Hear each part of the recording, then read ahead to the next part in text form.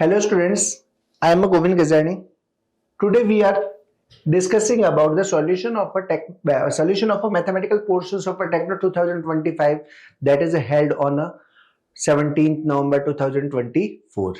ठीक है, अब मैथ्स का जो आपका सिंपल सा आपने पेपर देखा होगा, मैथ्स का पेपर आपको काफी हद तक इजी लगा होगा, ज्यादा कोई टफ क्वेश्चंस नहीं था। अब फिर भी अपन इस पेपर का सॉल्यूशन देखते हैं कि आपने क्या किया था, क्या नहीं किया था। ठीक है, फर्स्ट वन क्वेश्चन आपको क्या दिया है, which of the following is true, कि ये कह रहा है कि पहला कोई इनमें से कौन सा आपका ट्रू है। हम बात करते हैं 1/2 आपका 1/6 से लेस देन है, no this one is wrong. ये दोनों इक्वल है, हो ही नहीं सकता। ये कह रहा है अगर 3 से मल्टीप्लाई करेंगे तो 1/6 बन जाएगा, तो ये क्या बनेगा 3/2 बनेगा, सो ये भी रॉन्ग है। तो इसका मतलब करेक्ट क्या है 1/2 that is greater than to 1/6। Now question number second, ये कह रहा है डेसिमल रिप्रेजेंटेशन ऑफ 27/400। 27/400 का डेसिमल रिप्रेजेंटेशन क्या है, इसका दशमलव निरूपण क्या है, वो क्या है आपका शांत टर्मिनेटिंग, क्योंकि हमें क्या मिल जाए 400 क्या है 2 और 5 का फैक्टर है, 2 और 5 का फैक्टर अगर मिलेगा तो हम उसे टर्मिनेटिंग बोलेंगे। नाउ क्वेश्चन नंबर थर्ड के अंदर क्या बोल रहा है 64/0.04 का ये कह रहा है स्क्वायर रूट बताओ। स्क्वायर रूट बताना है तो 64 का कितना हो गया 8, 0.04 का कितना हो गया 0.2, पॉइंट हटाया ऊपर क्या आ गया पॉइंट, ठीक है पॉइंट हटाया ऊपर क्या आ गया 10।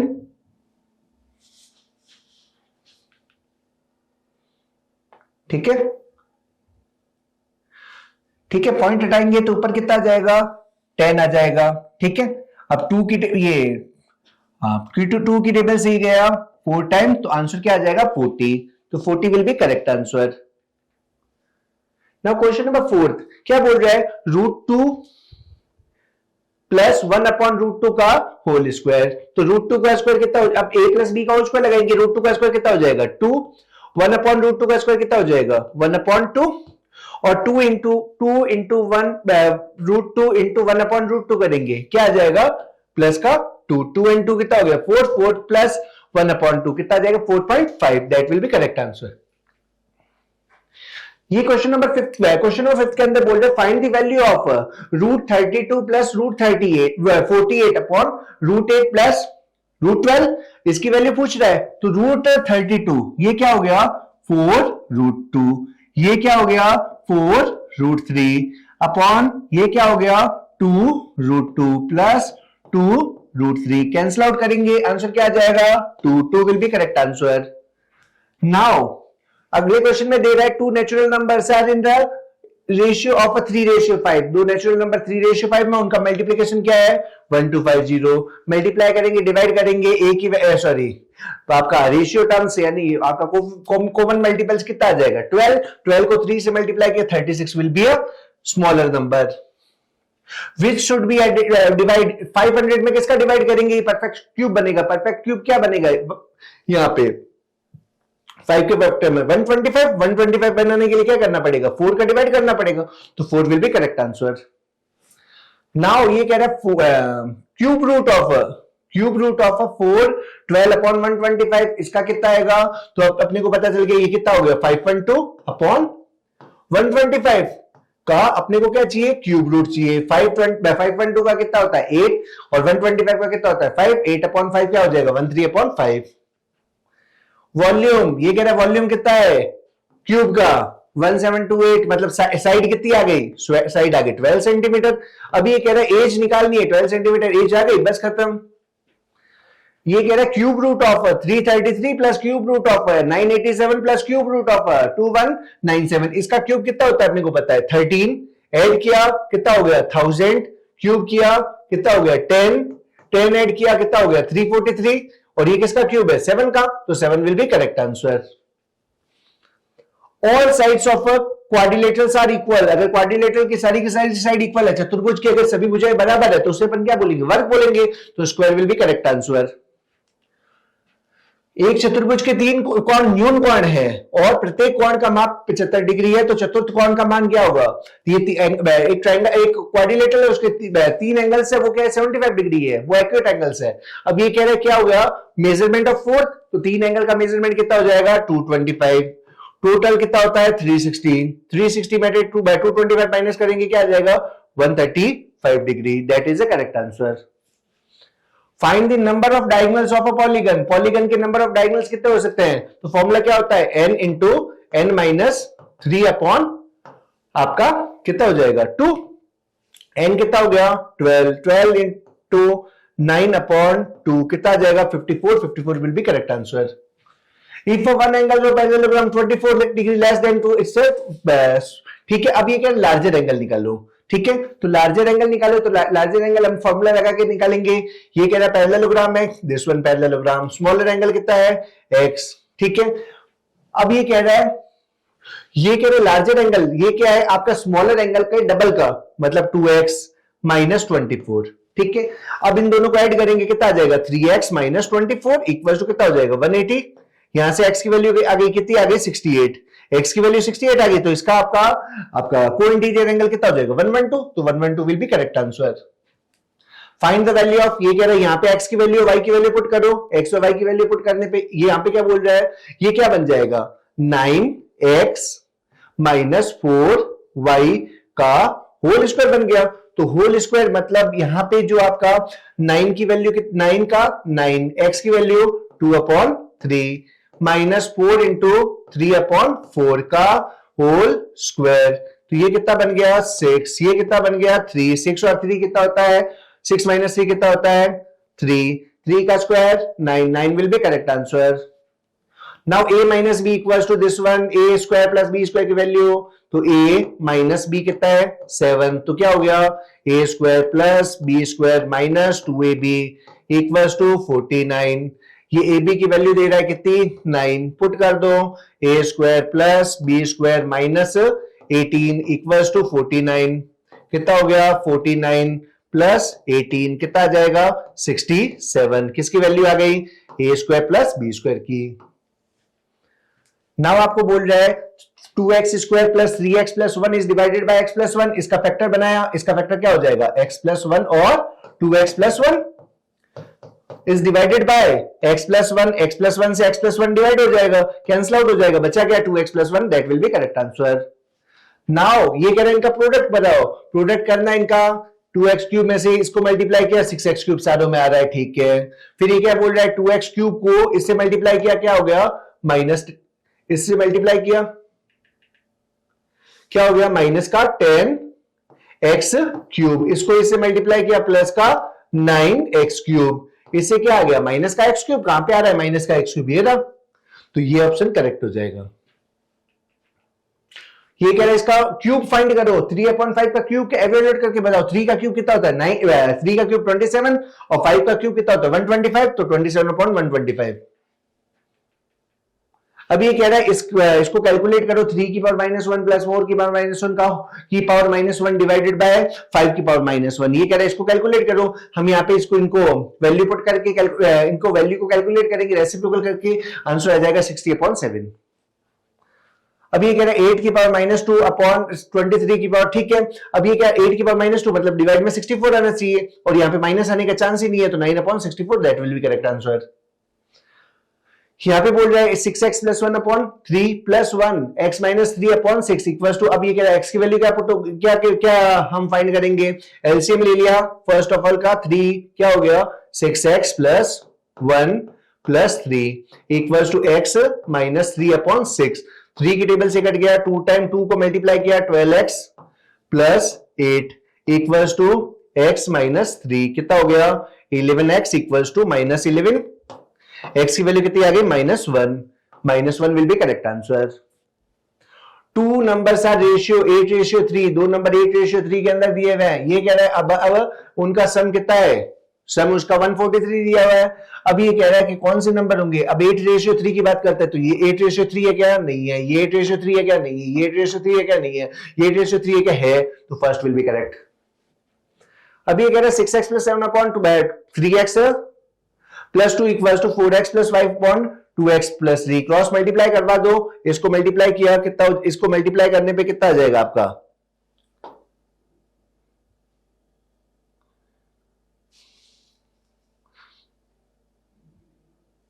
ये कह रहे इसको इससे मल्टीप्लाई किया हमने, कितना हो गया 12x क्यूब, इसको मल्टीप्लाई किया 18x, इसको इससे मल्टीप्लाई किया 14, 18 और 14 कितना होता है 32x, ये हो गया 32x प्लस 21 इक्वल टू, इसको मल्टीप्लाई किया क्या हो गया 12x स्क्वायर प्लस, ये क्यूब नहीं है स्क्वायर है, इसको 4x को 8x और 15x 23x plus 10, 12x square से 12x स्क्वायर कैंसिल आउट हो गया, ट्रांसपोर्टेशन किया यहां से आ गया 9x और यहां से आ गया माइनस का 11, तो x की वैल्यू कितनी हो गई -11/9, that will be correct answer.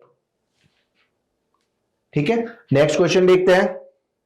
Next question है sum of a digits of a 2 digit number that is sum of a digits of 2 digit number that is 12 यहां पे मिल जाएगा नहीं मिल रहा, यहां पे मिल जाएगा नहीं मिल रहा, यहां पे मिल जाएगा नहीं मिल रहा, यहां पे मिल जाएगी, तो ये आंसर करेक्ट हो जाएगा। Okay, thank you. Hello student, I am Nilesh Planiya, math faculty from CLC Sikar. 17 नवंबर को CLC ने टेक्नो कंडक्ट करवाया था। आज हम उसके क्लास 8th का मैथ का पेपर का सॉल्यूशन लेते हैं। सबसे पहले है 26 number question. Vimla start from her home and walk 30 metre towards north, 30 metre towards north, then turn right and walk 40 metre, then turn right mean इस साइड में एंड मूव 40 मीटर, से turn left and walk 35 metre, left and move 35 metre, after that she turn right and walk 40 metre, right turn and move 40 meter. From there, she turn right and walk 85 meter. 85 means 35 and 30, 65 और ये जाएगा नीचे 85 metre, approximate 20 metre नीचे यहां से। She again turn right and walk 50 meter. यहां से 50 meter, 40 this distance and 10 from this distance means almost here. From there she finally turns right and walk 20 meter. यहां से राइट टर्न में और 20 metre ये वाला डिस्टेंस मींस इस point के एग्जैक्ट सामने आ गया, क्योंकि 20 और 65 85 डिस्टेंस कवर हो गया पूरा। How far is he from her home and now in which direction with reference to her home. Home के रेफरेंस है वो कौन से डायरेक्शन में, ईस्ट में, एंड हाउ मच, तो ये डिस्टेंस हमें टोटल पता है कि 80 मीटर है, जिनमें से 50 कवर होगा तो रहा कितना 30 मीटर, मतलब 30 metre east. Option number 4 is a right answer. Next question 27। हमारे पास ये डायरेक्शन ड्रॉ कर लेते हैं। सबसे पहले ये डायरेक्शन हमारे पास है, south east is called north east. South east, ये वाले साउथ ईस्ट है, तो ये क्या बन जाएगी हमारे पास north east. North east is called north west, north east is called north west. South west is called south east, south west is called south east. ये साउथ वेस्ट थी, इसको साउथ ईस्ट कह रहे हैं। अब सबसे पहले अगर ये नॉर्थ ईस्ट है, मतलब ये नॉर्थ हो गया, ये हमारे पास ईस्ट हो गया, ये हमारे पास साउथ है और ये हमारे पास वेस्ट है। ये हम लोग डायग्राम जो ड्रॉ कर चुके हैं। Then what will be the north west become, तो नॉर्थ वेस्ट, सबसे पहले नॉर्थ वेस्ट ये डायरेक्शन हुआ करता था, बिकम्स साउथ वेस्ट, तो option number 4 is a right answer. Next question, if is in a code language, if classify CLASSIFY is written as XOZHHRUB, हमें पता लग रहा है यहां से कि ये अपोजिट के साथ है। C का अपोजिट X, L का O, E का Z, S का H, S का H, I का R, F का U, Y का B, मतलब अपोजिट लेटर के साथ है। तो M का अपोजिट हो जाएगा N, O का हो जाएगा L, D का हो जाएगा W, I का हो जाएगा R, F का U और Y का B। तो हमारे पास ये ऑप्शन बनेगा NLWRUB। Option number 1 is a right answer. Next question हमारे पास 29। In a certain language ALGAES is written as XJFLQF.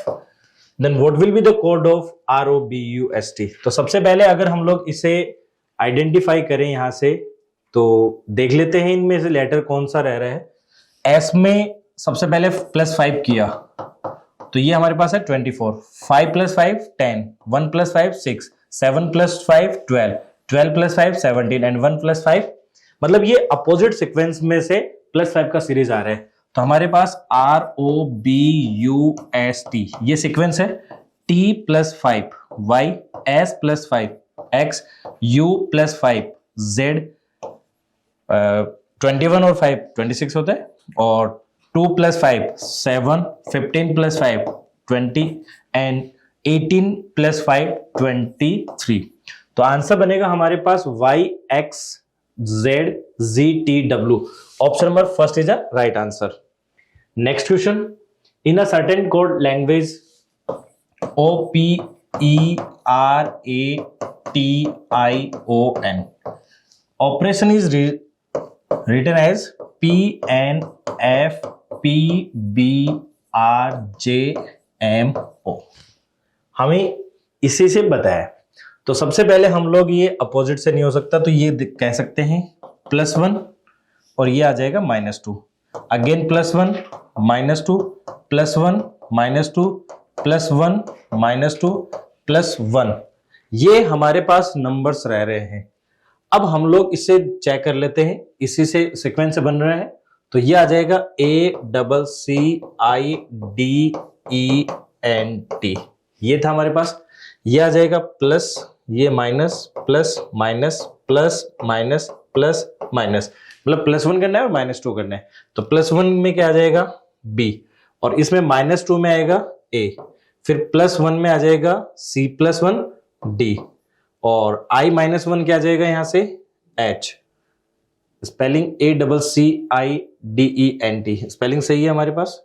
और फिर -1 आ गया H, D+1 क्या हो जाएगा, -2 करना है हमें, तो ये आ जाएगा G, और यहां से -2 हमने किया है, ये +1 किया है, D+1 क्या आ जाएगा E, और यहां से -2 करना है तो ये आ जाएगा C, +1 करना है O, -2 करना है R, तो ये ऑप्शन बनेगा BADGECOR। तो ये यहां से ये देखते हैं BADGECOR, option number third is a right answer. Next question पे चलते हैं, कार्निवोर्स, फ्रॉग और एम्फीबियन। तो यहां से हमें पता है कि फ्रॉग क्या है, कार्निवोर्स भी है और एम्फीबियन भी, option number third is a right answer. Next है प्रोड्यूसर, डायरेक्टर और एक्टर, प्रोड्यूसर, डायरेक्टर और actor, option number third is a right. Next question है हमारे पास 84 / 4 × 5 - 4 + 5 = 104। हमें क्या करना है कि जो ये इक्वेशन है, इस इक्वेशंस में ये सिंबल चेंज करके हमें बताना है कि कौन सी ये परफेक्ट बन रही है या नहीं बन रही है। तो सबसे पहले हम लोग क्या करेंगे, यहां से जो सिंबल है मल्टीप्लाई और प्लस, इनको इंटरचेंज करके देख लेंगे। तो 84 मल्टीप्लाई और प्लस का मतलब डिवाइड तो एज इट इज रहेगा, मल्टीप्लाई और प्लस ही तो इंटरचेंज होंगे, तो ये प्लस हो जाएगा, -4 ये मल्टीप्लाई हो जाएगा, 5 = 104। देखते हैं ये 21 टाइम्स +5 - 20, तो ये तो पॉसिबल ही नहीं रहा ना, +1 6, तो फर्स्ट ऑप्शन तो नहीं हुआ। सेकंड में अगर हम लोग देखें डिवाइड और इनटू है, तो ये आ जाएगा 84 × 4, फिर इनटू की जगह क्या आ जाएगा डिवाइडेड बाय फिक्स 5, तो ये वाला सिंप्लीफाई नहीं होगा, तो ऑप्शन नंबर थर्ड भी कैंसिल। नेक्स्ट है डिवाइड और प्लस, तो 84 डिवाइड की जगह प्लस रहेगा, 4 × 5 -4 और प्लस की जगह डिवाइड, डिवाइडेड बाय 5 अगर कर रहे हो तो वो इक्वेशन इसके साथ फ्रैक्शन में रहेगी, तो वो भी नहीं। अब हम लोग ऑप्शन नंबर 4, ये ऑप्शन एलिमिनेशन के बेसिस पे हम लोग कर सकते हैं, यहां से प्लस और माइनस का सिंबल रह रहा है हमारे पास, तो ये आ जाएगा 84 डिवाइडेड बाय 4 मल्टीप्लाई बाय 5, फिर प्लस और माइनस है तो माइनस की जगह प्लस और प्लस की जगह माइनस, ये सिंबल रह रहा है। अब इसे सिंप्लीफाई करें तो ये आ जाएगा 21, और हमारे पास ये आ जाएगा 21 × 5, और यहां से ये माइनस की जगह प्लस और प्लस की जगह माइनस, ये माइनस का सिंबल था यहां, फिर +4 और -1, ये तो है, तो ये आ जाएगा 110, ये आ जाएगा 110 और ये आ जाएगा हमारे पास। ये एक बार इस इक्वेशन को हम लोग दोबारा चेक करते हैं। ऑप्शन नंबर 4 को मैं दोबारा देख रहा हूं, क्या पता इसमें ही कैलकुलेशन बन रही है किसी न किसी तरीके से। 84 डिवाइड एज इट इज रहेगा, यहां से डिवाइडेड बाई 4, फिर मल्टीप्लाई एज इट इज रहेगा 5, फिर माइनस की जगह क्या हो जाएगा प्लस हो जाएगा, और प्लस की जगह क्या हो जाएगा -5। ये तो है ना, तो ये 21, इसे हम लोग करते हैं 5 10 105। अच्छा ये कैलकुलेशन गलत हो गई है, 105, फिर किया रहेगा ये +4 -5, तो ये यहां से कैंसिल, तो 1, तो 104 आंसर। मतलब इक्वेशन बैलेंस हो जाएगी ऑप्शन नंबर 4 के साथ। नेक्स्ट क्वेश्चन नंबर 34, हमें इक्वेशन मिली भी है, प्लस मतलब मीन्स है माइनस, माइनस मीन्स है मल्टीप्लाई, डिवाइड मीन्स है प्लस, और मल्टीप्लाई मीन्स है डिवाइड। ये हमारे पास एक इक्वेशन है। Then 10 × 5 divided by 3 - 2 + 3। 10 into means क्या है डिवाइडेड बाई 5, डिवाइड का मतलब क्या है +3, माइनस का मतलब क्या है ×2, माइनस का मतलब ×2, और प्लस का मतलब क्या है -3। यही तो है, तो ये तो आ जाएगा 2 + 6 - 3। तो ये हमारे पास कितना रहेगा यहाँ से 6 - 3 3 3 2 5। तो आंसर देखते हैं, option number first is a right answer. Next हम लोग Ram ranks in a class is 8th from the top. Ram की क्लास के अंदर 8th रैंक है top, and 28th from the bottom. Find out how many students are there. मतलब राम की एक class के अंदर 8th रैंक है ऊपर से और 28th है नीचे से, तो हमें टोटल रैंक बतानी है। तो हमें पता है left plus right -1 = total work concept रहता है। तो 28 + 8 - 1 = टोटल। तो ये हम लोग ऐड करते हैं 36 - 1 = 35। यहाँ लेफ्ट और राइट की जगह टॉप और बॉटम भी कंसिडर कर सकते हैं यहाँ से। तो यहां से टोटल कैंडिडेट हो जाएंगे 35 candidates. Okay, next question. Vinay is rank 13th from the top, Vinay is rank 13th from the top and 26th from the bottom, 26th from the bottom among the student who pass the examination. जो examination पास किया उनमें से है। And 7 students failed in this examination. Then how many students were there in the examination? मतलब total हमें calculate करना है, जिनमें से 7 ऐड करने हैं क्योंकि ये बैठे ही नहीं थे एग्जाम।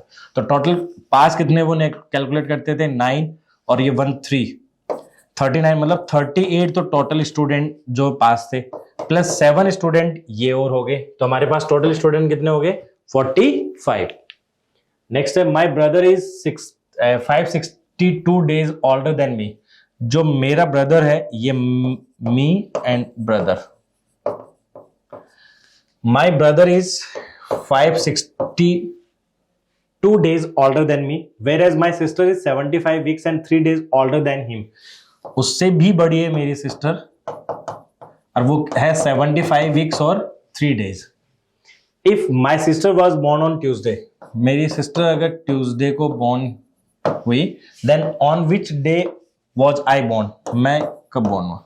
हमें पता है कि अगर दो पर्सन्स के बीच में अगर नंबर्स ऑफ वीक का डिफरेंस आता है तो वो सेम डे में बोर्न हुए। उसी कंसेप्ट को यूज करके सबसे पहले हम लोग 75 वीक्स है, मतलब ये तो नॉन इफेक्टिव में आ गए। फिर 3 का है तो 3 दिन बाद की बात है ना, तो ट्यूसडे बाद में वेडनेसडे, थर्सडे और फ्राइडे। मतलब जो भाई है वो कब पैदा हुआ फ्राइडे को।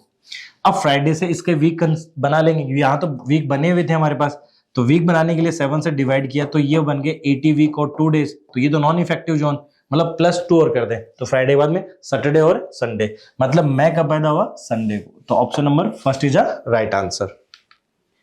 If 10th January 1995 was Monday, मतलब 10th जनवरी, अब 31 मार्च का है तो हम लोग इसको ये तो फॉर्मूले से कर सकते हैं या फिर डायरेक्टली भी कर सकते हैं। 10th जनवरी 1995 की बात है तो जो रिमेनिंग डेज हैं वो 21 डेज हैं जनवरी की।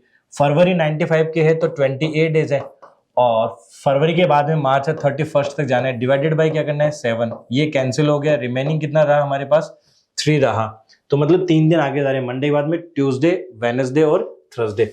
Option number 3 is a right answer. Next 18 का रिलेशन है 10 से तो 24 का, तो हम लोग 18 + 2 कितना होता है 20, 20 का हाफ किया कितना हो गया 10, तो 24 + 2 कर दें कितना होता है 26, 26 का हाफ कितना होता है 13। तो option number 3 is a right answer.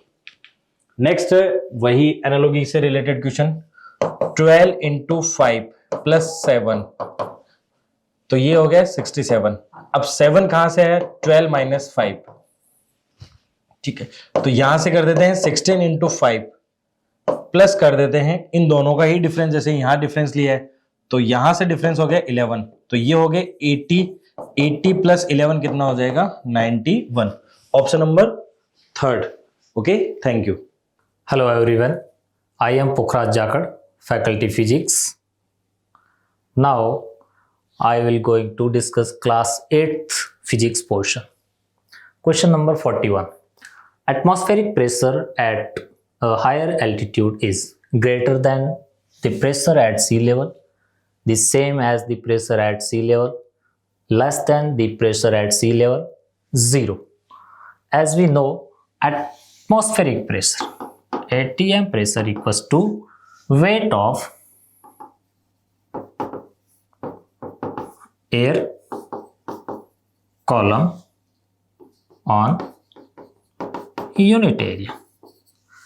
As we go on higher altitude, the pressure of the atmosphere decreases because the weight of the air above the given point decreases. So it will be less pressure than sea level. Option third will be right answer. ऊंचाई पर वायुमंडलीय दाब समुद्र तल पर दाब से अधिक होता है, नहीं। समुद्र तल पर दाब के समान होता है, नहीं। समुद्र तल पर दाब से कम होता है। थर्ड ऑप्शन हमारा राइट आंसर हो जाएगा। Next question number 42. A body is moving under the action of a force that causes its velocity to change from 10 meter per second to 20 meter per second in 5 seconds. Means if the mass of the body is 5 kg, m हमें दिया हुआ है 5 kg, ठीक है। What is the magnitude of force acting on the body?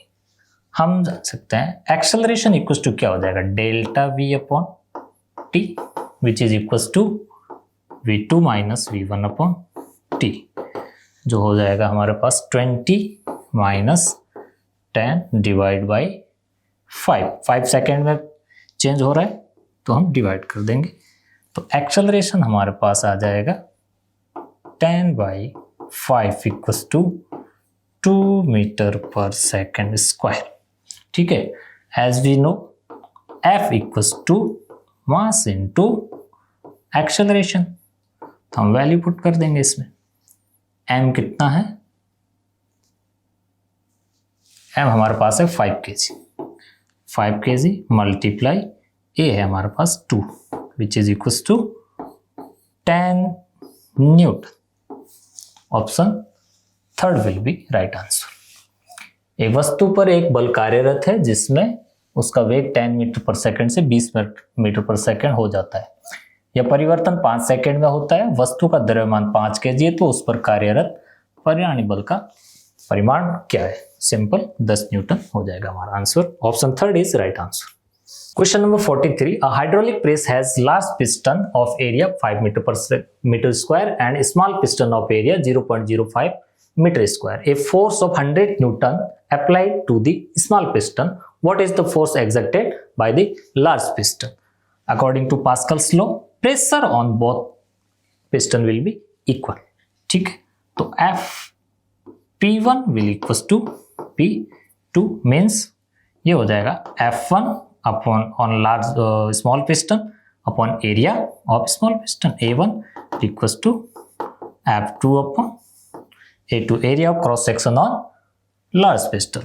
F1 equals to 100 Newton divided by area 0.05 meter square will equals to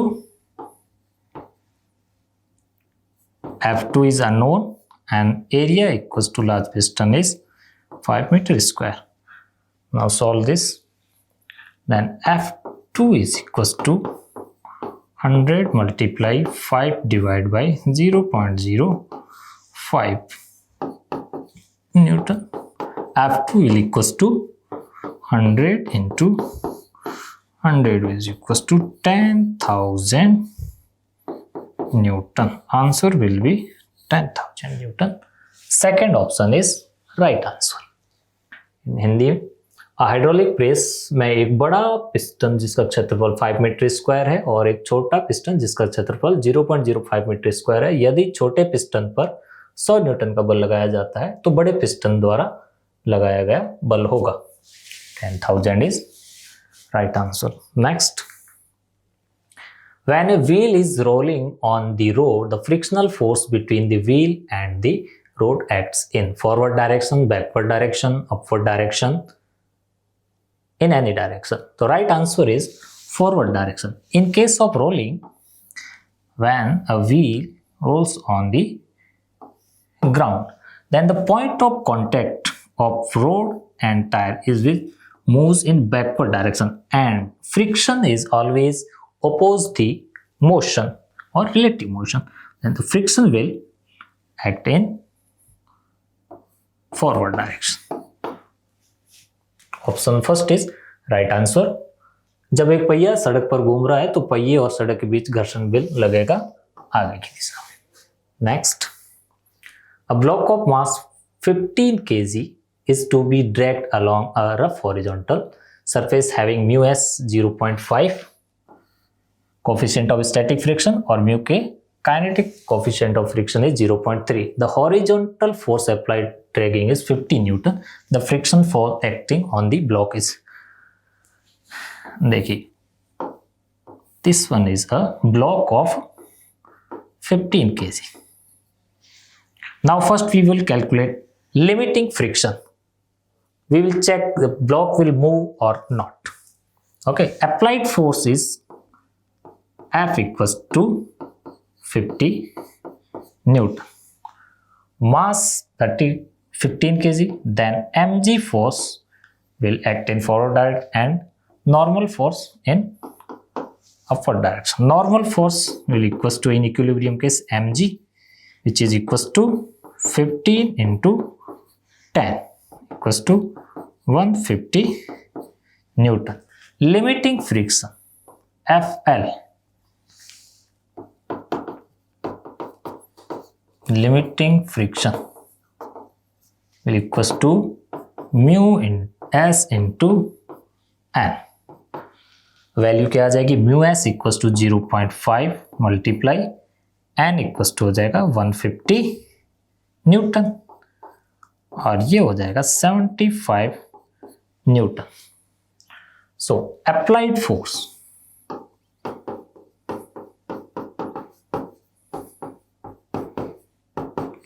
Newton is less than limiting friction. Limiting friction. Body will not move, and we know friction is a self-adjusting force. Now the friction will act in opposite direction equal to the applied force. If applied force is less than limiting friction, तो friction force यहाँ पे आ जाएगा applied force के बराबर. Friction will be equals to capital F equals to 50 Newton. तो our correct answer is second option. 50 Newton will be right answer. एक 15 kg के द्रव्यमान गुटके पर खुरदरी सतह पर खींचा जाता है और म्यू एस 0.5 एंड म्यू के 0.3. गुटके को खींचने के लिए 50 न्यूटन क्षैतिज दिशा में बल लगाया जाता है तो गुटके पर लगने वाला घर्षण बल होगा 50 न्यूटन. सिंपल. ठीक. Next 46. Which option is correct about the wheel of a car moving on road? Rolling greater than limiting, ये incorrect हो जाएगा. Rolling is less than limiting. Next option, limiting friction is greater than rolling friction. Yes, and rolling friction is greater than sliding. ये भी wrong answer. Rolling friction is greater than sliding. Wrong answer. Now next is limiting friction is greater than sliding friction, and sliding friction is greater than rolling friction. Fourth option is correct sequence of the frictional force acting on a wheel moving on a road. Now Hindi, the सड़क पर चलती हुई car के पहिए के बारे में कौन सा विकल्प सही है? Fourth option, सीमांत घर्षण is greater than Serpy-Grayson is greater than Lotny-Grayson. Next, which of the following is luminous source of light? Star is the luminous source of light. Moon, book, earth, all are non-luminous. निम्नलिखित में से कौन सा प्रकाश का प्रदीपन स्रोत होता है? तारा. Sun is also a star and sun is a luminous source of light. Which of the following is not characteristics of light? Light travels with the speed of 3 into 10 to the power 8 meter per second. Yes, it is right statement. Light is an electromagnetic wave. Yes, light is an electromagnetic wave and it can move in vacuum. Light travels on a straight path. Exactly correct answer, because light always travel in straight line. Or light is a mechanical wave. This one is wrong answer. Light is a electromagnetic wave, or mechanical wave always needs a medium to propagate, but light is electromagnetic wave which do not need medium to propagate. So fourth option is incorrect. So our answer is fourth, which is, the question is asking which is not characteristics of light. Fourth is right answer हो जाएगा. प्रकाश एक यांत्रिक करता है, ये option हमारा सही हो जाएगा. Heat from the sun reaches to the earth by radiation. It is a method of heat transfer. सूर्य से आने वाली ऊष्मा पृथ्वी पर विकिरण के द्वारा आती है. Question number 50. The temperature of 68 degree Fahrenheit is equal to, we know conversion formula, F minus 32 divided by 9 is equals to temperature in degree centigrade upon 5. We put the value of temperature in Fahrenheit. 68 minus 32 divided by 9 will equals to C divided by 5. Here it is 36 divided by 9 will equals to C by 5. Means 4 is equals to C by 5, and the value of temperature in degrees centigrade is equals to 4 into 5. C equals to 20 degrees centigrade. The right answer is third. Third is our correct option. 68 degree Fahrenheit तापमान बराबर होता है 20 degree Celsius के. Thank you. Hello students, my self Anil Yadav, chemistry faculty at CLC Sikar. CLC TECNO'25 का जो अभी exam conduct हुआ है, आज हम उसके पेपर सॉल्यूशन की बात करेंगे. So let's start with question number 51. Identify X and Y. हमें एक रिएक्शन दी हुई है, Al2O3 plus NaOH gives X and Y. ये जो X है, Y है, ये हमें फाइंड करना है. सो जो Al2O3 है, ये एक एम्फोटेरिक नेचर का ऑक्साइड होता है. एम्फोटेरिक होने की वजह से ये एसिड से भी रिएक्शन करेगा और बेस से भी रिएक्शन करेगा. तो यहां NaOH एक स्ट्रॉन्ग बेस है, तो यहां पे Al2O3 NaOH से रिएक्ट करके NaAlO2 प्लस H2O का फॉर्मेशन करता है. So correct answer is second, NaAlO2 plus H2O. X का वैल्यू NaAlO2, Y का value H2O. Next question is question number 52. When metal hydroxide is heated, what will be the formed? जब metal hydroxide की reaction की जाती है, तो metal hydroxide को heat करने पे मेटल ऑक्साइड प्लस H2O का फॉर्मेशन होता है. So correct answer is metal oxide and water. Next question is which one of the following oxide is amphoteric in nature? Amphoteric oxide ऐसे oxide होते हैं जो एसिडिक नेचर भी show करते हैं और बेसिक नेचर भी शो करते हैं. So correct answer is Al2O3. Second option जो है वो करेक्ट आंसर हो जाएगा. Next question is combustion is a dash process. Combustion जो होता है वो केमिकल प्रोसेस होता है, और केमिकल होने के साथ साथ इस प्रोसेस में एनर्जी रिलीज होती है. एनर्जी रिलीज होने की वजह से कैसा होगा, ये एक्सोथर्मिक. किस नेचर में आएगा? Exothermic. So correct option is chemical and exothermic. Next question is Question number 55. It is a dangerous to burn wood in a closed room. The gas produced can be fatal to the person sleeping in the room. Identify the gas X. कि कोई person जो किसी बंद कमरे में सो रहा है, वहां पे अगर लकड़ी जलाई जाती है तो उस लकड़ी के जलने से जो गैस उत्पन्न होगी वो उस व्यक्ति के लिए घातक हो सकती है, उसकी मृत्यु भी हो सकती है उस गैस से। तो वो गैस कौन सी होगी? So correct answer is 4 carbon monoxide. ये सफोकेटिंग गैस होती है, इसकी वजह से डेथ भी हो जाती है कभी कभी। Next question is 56. The combustion in which large amount of gases are evolved with the production of a tremendous amount of heat, light and sound. कि ऐसा combustion जिसमें heat, light, sound तीनों एक साथ निकलती हैं, वो explosion होता है। So correct answer is 3rd. Next question is question number 57. The process of heating coal in the absence of air is called. First option is distillation, second option is sublimation, third option is evaporation and fourth option is destructive distillation.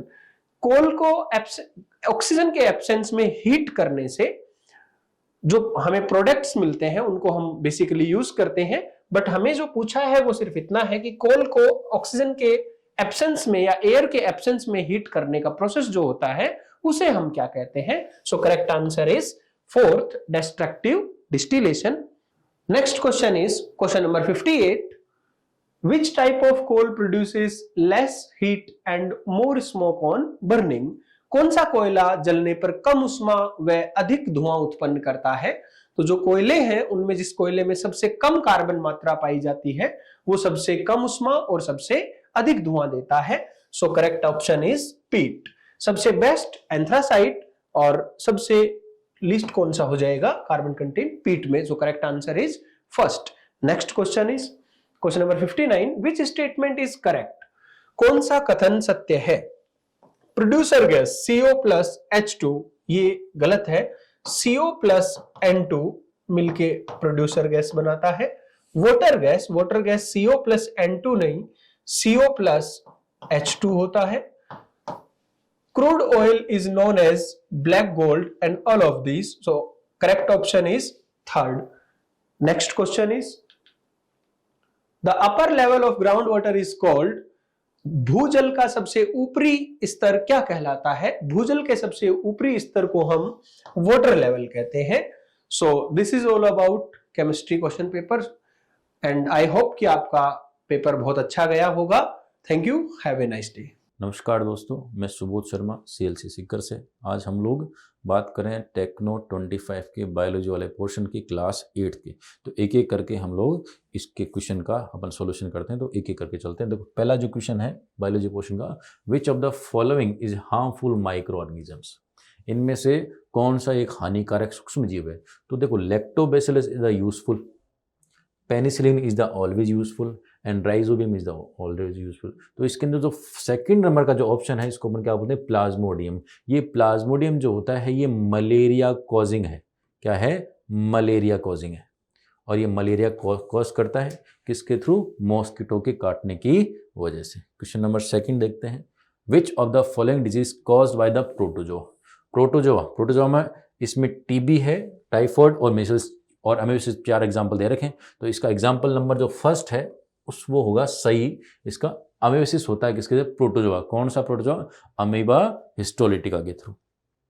63. What is the function of alveoli? Alveoli आपके lungs का एक main part होता है जो कि क्या करता है? गैसों को एक्सचेंज करने में क्या करेगा? हेल्प करेगा। 64. In which part of the cells does aerobic respiration? Aerobic respiration किसके प्रेजेंस में? ऑक्सीजन की प्रेजेंस में जो होता है उसको अपन क्या बोलते हैं? Aerobic respiration. ये कहां पर किस में होगा? माइटोकॉन्ड्रिया के अंदर। 65. ड्यूरिंग द हैवी एक्सरसाइज, ज्यादा अमाउंट के अंदर या फिर ज्यादा हैवी एक्सरसाइज करने से, खेलने से, कूदने से अपनी बॉडी के अंदर क्रैम्प्स आने लग जाते हैं, है ना? Which substance can build up the muscles causing fatigue, है ना? थकावट होने पर मांसपेशी में कौन सा पदार्थ जो जमा हो जाता है वो कौन सा होता है? वो होता है लैक्टिक एसिड। लैक्टिक एसिड की वजह से अपनी बॉडी के अंदर जॉइंट्स के अंदर क्रैम्प्स आने लग जाते हैं। बॉडी के अलग अलग पार्ट्स के अंदर क्रैम्प्स आने लग जाते हैं लैक्टिक एसिड की वजह से। 66. Which is the main component human body responsible for transporting oxygen, अपनी बॉडी के अंदर कौन सा ऐसा कंपोनेंट है जो कि क्या करता हो, ट्रांसपोर्ट करता है किसका, ऑक्सीजन का। तो अपने बॉडी के अंदर रेड ब्लड सेल्स जो होते हैं जिनको हम लोग क्या बोलते हैं शॉर्ट फॉर्म के अंदर आरबीसी, ये आरबीसी जो होती हैं ये क्या करती हैं, ऑक्सीजन के ट्रांसपोर्टेशन में क्या करती हैं, हेल्प करती हैं। Question number 7, what is the role of stomata in plant, plant के अंदर स्टोमेटा का क्या रोल होता है। ये प्लांट्स के अंदर जो लीव्स होते हैं, लीव स्ट्रक्चर में छोटे छोटे पोर लाइक स्ट्रक्चर्स होते हैं जिनको हम लोग क्या बोलते हैं, स्टोमेटा बोलते हैं। क्या बोलेंगे, स्टोमेटा। ये स्टोमेटा गैसों को एक्सचेंज करने में क्या करते हैं, प्लांट की हेल्प करते हैं, एक्सचेंज ऑफ गैसें। Question number 68, with what kind of blood does the right side of the heart carry, हृदय के अंदर दाहिने हिस्से में किस प्रकार का रक्त होता है। अपन को पता है ह्यूमन बीइंग के अंदर 4 चैम्बर हार्ट है, एक हो गया लेफ्ट पार्ट और दूसरा हो गया राइट पार्ट। ये राइट पार्ट हो गया और ये लेफ्ट पार्ट हो गया। इस राइट पार्ट के अंदर हमेशा कैसा मिलेगा अपन को, डीऑक्सीजिनेटेड ब्लड, और लेफ्ट पार्ट में मिलेगा कैसा, ऑक्सीजिनेटेड ब्लड। तो राइट पार्ट में हमेशा कैसा मिलेगा अपन को, deoxygenated blood. Which process in plants allow the absorb water through their roots, plants के अंदर रूट्स का काम क्या होता है, वाटर को एब्जॉर्ब करना। और इसके अंदर प्रोसेस कौन से काम में आती है, प्रोसेस कौन सी आ रही है, सॉरी, प्रोसेस आ रही है ओस्मोसिस। ओस्मोसिस प्रोसेस के थ्रू ही प्लांट्स क्या करते हैं, रूट्स के थ्रू वाटर को एब्जॉर्ब करते हैं, जिसके अंदर जो कंडक्टिंग टिश्यू होते हैं जाइलम, उस वाटर को ऊपर लेके जाने का काम करता है, ऊपर मतलब लीफ तक लेके जाने का काम करता है। ऑस्मोसिस के थ्रू प्लांट्स क्या करते हैं, वाटर को एब्जॉर्ब करते हैं।